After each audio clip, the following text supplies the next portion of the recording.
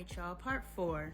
This is expanded past my birthing story, and it's just a continuation because the next part is definitely in relation to the birthing story, but I have to tell this piece in order to get to the rest of the birthing story, because this has been going on for 4 years. What's good, y'all? I'm Lonnie Appleton and Michael Appleton snoring in the background. If you have a couple of minutes, I have a couple of messages. Rant messages is all wrapped up together. So anyway, Dre's like, did you see what's going on so-and-so's page, you know? And I was like, no, let me go see. Now, like I said, I don't insert anything to do with crazy, so I keep my distance. But I'm reading the comments and I'm like, I don't approve of how his sisters are responding to someone who is speaking negatively of him. I was like, this woman is dragging your brother and ain't not one of y'all checked her? And I'm not going to insert myself in the situation because it ain't got nothing to do with me and I stay away from crazy.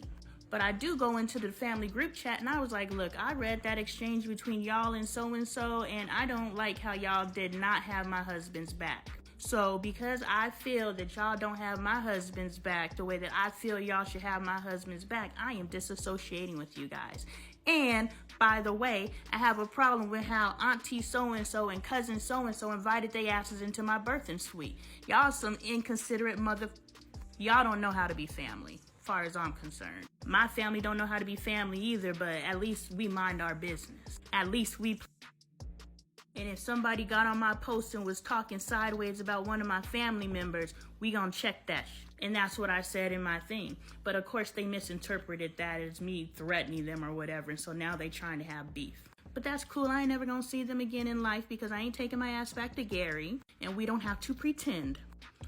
Fake shit. Sorry, I'm worked up. Anyway, so I mentioned that group chat experience. I left the group chat. I was done.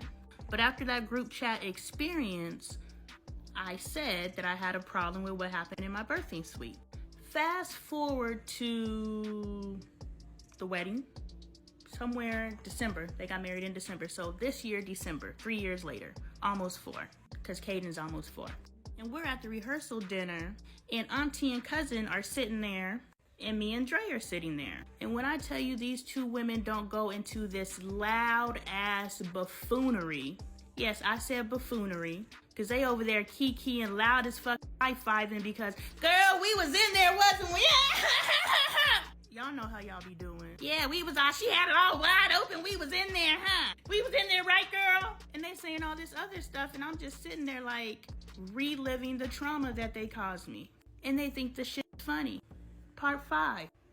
And I felt and I knew, first off, I'm an intuitive. Second of all, I'm an empath. Third of all, I felt and I know my gut feeling. So even if I ain't all that other stuff, I knew that they were challenging me. What's good, y'all? I'm Lonnie Appleton. If you have a couple minutes, I have a couple of messages within my rant. So you gotta read between the lines because I'm telling a story, but there's some messages that we can evolve from if we choose. Or just get a good little juicy story. Get your popcorn, because I'm watching too. Anyway, this is part 5. 5 parts before this if you choose to partake. They're quite juicy. Anyway, so I knew it was a challenge because the whole time they're going back kiki-and loud as fuck about violating my privacy about a situation that I communicated in a group chat a year ago that I had a problem with. His aunt was looking me dead in the eye. So I know she was challenging me and daring me to say something. But because I'm not a disrespectful so-and-so, I held it in. Because I'm not confrontational. And when I do enter into a confrontational situation, I'm gonna cut your fucking head off. And so I try to avoid those situations. Because I will verbally slaughter you. Y'all see how I speak? This is a gift. And I choose not to use my gift of the spirit for bad. I use it for good. And Dre even picked up on it this time, but he still didn't say anything. So I'm still feeling the ting or the sting of being unprotected by my husband. But again, I can't fault him for not knowing what I expect from him without me communicating to him what I expect from him. And we're supposed to respect our elders, and we discount their bullshit-ass behaviors as, oh, that's just so-and-so. Stop just being so-and-so. People tolerate you. They don't like you. Message. So anyway, they are making me relive this trauma and I'm hot. I am pissed. I'm just like, man, if I didn't like y'all before, I'm just tolerating y'all now. I know how to play nice. but this ain't love. And they know it ain't love because they were sitting there challenging me, daring me to say something.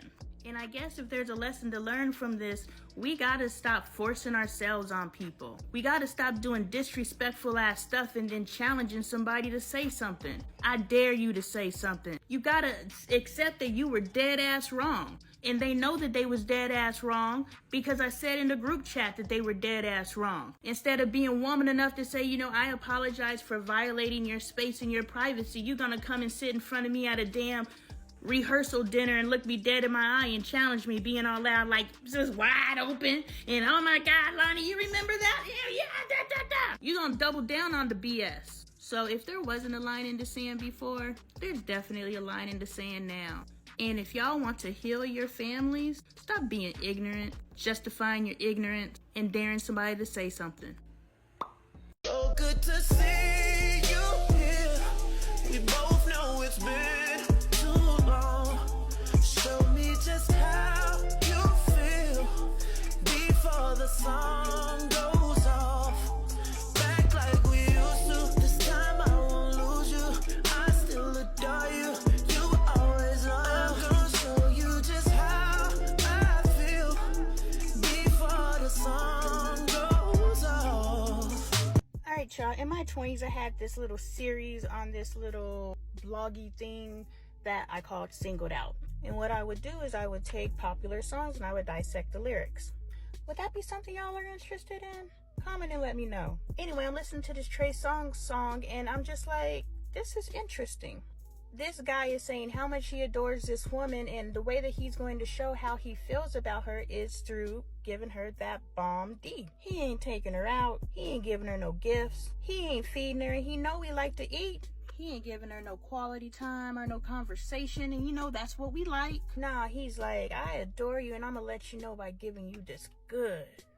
Take that. So then it makes me wonder, it's just like, black men, help me get to what's going on here, because I won't assume I know how y'all function, but we can all agree the lyrics are on the screen and it's pretty self-explanatory. Is that how y'all express y'all's love? Through sex? And then when your girl isn't giving you any sex, you feel that you're not being loved? And if so, did you get hugged as a child? I only ask because I'm realizing that hugs solve a lot of problems later in life. You get your little prescription of 12 hugs a day and you're supposed to be okay. Did your mom stop at 1?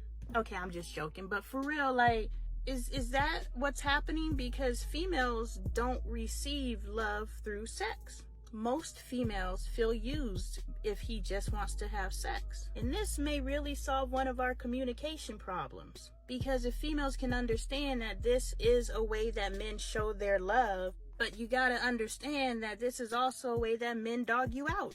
How exactly are we supposed to interpret the D? Is this love D or is this D? Trey over here saying he adores her. He more than likes her. He adores her. And he don't want to talk about nothing till the morning after. He just trying to fill all her time with that good D. Alright, fellas, I know y'all trickle in here now and then, but I need some input. Let me know. Is this how y'all show y'all's love? I think if we could just meet in the middle. Yeah, we'll give you some coochie. We know you appreciate that. That's how you express your love. If you get a little coochie and you give us a little D. But we like a little quality time. Can we meet in the middle? QTD. There's something here. I'm gonna get into it, but this is scratching the surface. Scratching the surface.